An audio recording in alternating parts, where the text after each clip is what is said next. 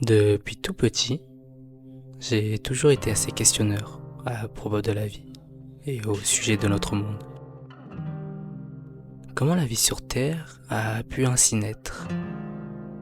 Quel était le premier être vivant qui a vu le jour? Les dinosaures ont-ils vraiment existé? Enfin, la question était plutôt, il existe vraiment le Père Noël? Ça, moi de 10 ans, ne le savais pas.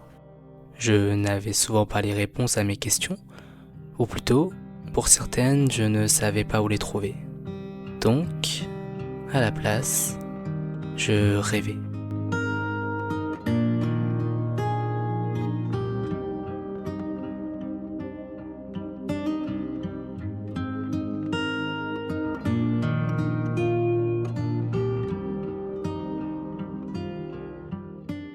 J'ai eu des milliers de pensées et de rêves. Parfois c'était des choses simples. Par exemple, quand on prenait la voiture le soir, j'imaginais la lune qui poursuivait la voiture. Comme si nous étions dans une course-poursuite, en essayant donc d'échapper à son regard. Ou toutes les autres fois où je regardais par la fenêtre et je m'imaginais voler dans le ciel à travers les nuages et le vent. Mais je vous assure, ça ne se limitait pas qu'à ça.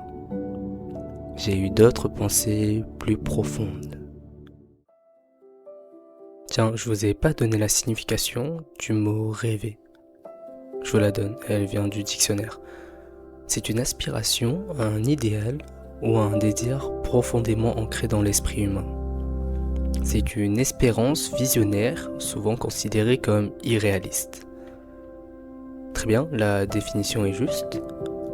Tenez, je vous donne ma signification à moi, d'un rêve. Rêver pour moi, c'est explorer des dimensions invisibles, celles de l'imaginaire et du possible.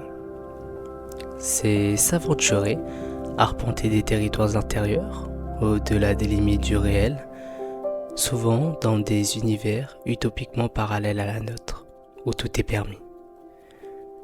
Rêver, c'est écouter cette voix intérieure qui aspire à des désirs, des espoirs souvent enfuis en nous, et qui nous fait doucement sourire rien qu'en y pensant. Rêver nous fait passer dans des états de doute, de peur, de pleurs, mais aussi dans des états de plaisir, de béatitude et de bonheur. Certains diront que les rêves ne sont que des échappatoires, un refuge face à la dureté du monde qui nous entoure.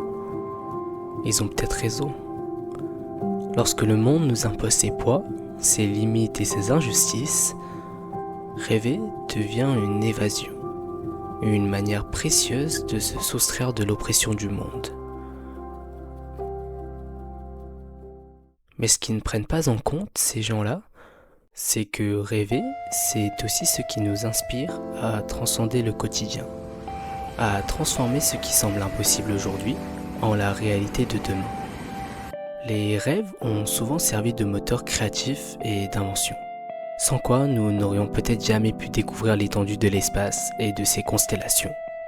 Ou le rêve de pouvoir permettre à l'homme de rêver des frères Wright, en quoi leur persévérance ont permis d'aboutir à la machine communément appelée l'avion. Sans quoi, le discours I Have a Dream qu'a prononcé Martin Luther King lors de la marche sur Washington en 1963 n'aurait jamais vu le jour. Je cite, « Je rêve qu'un jour, les enfants des esclaves et les enfants des anciens propriétaires d'esclaves pourront s'asseoir ensemble à la même table de la fraternité. »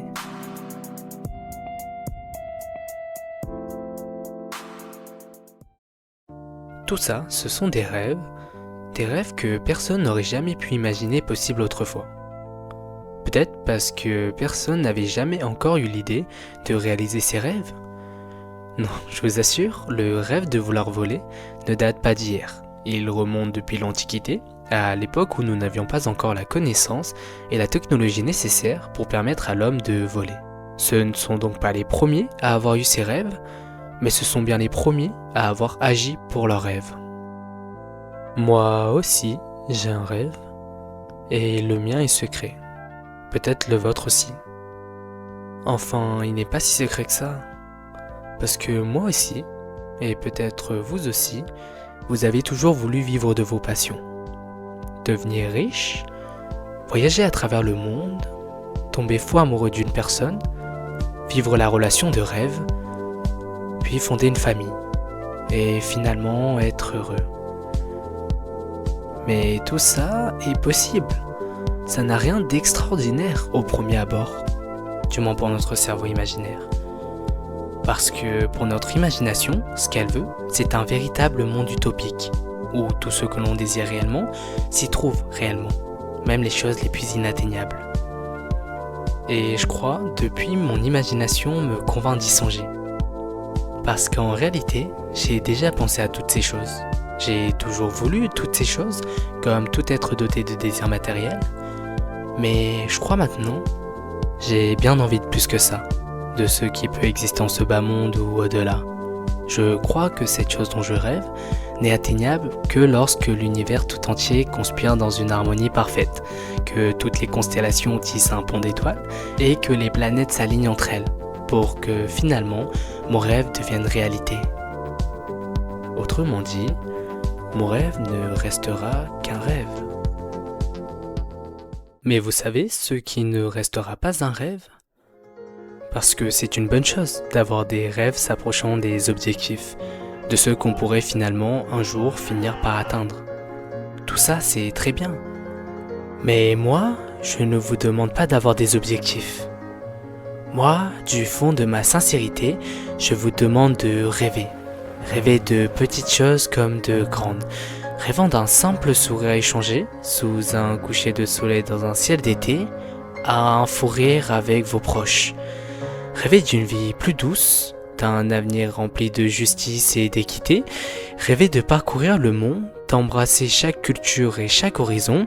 Rêver d'un ciel sans frontières, d'un univers où chaque être trouve sa place, d'un monde nouveau dans lequel une toute autre population subsiste, où plénitude et bonheur règnent. Rêver d'une autre galaxie, de planètes inconnues, parmi les milliers d'étoiles scintillantes. Parfois, il suffit de rêver pour apercevoir le plus beau des mondes.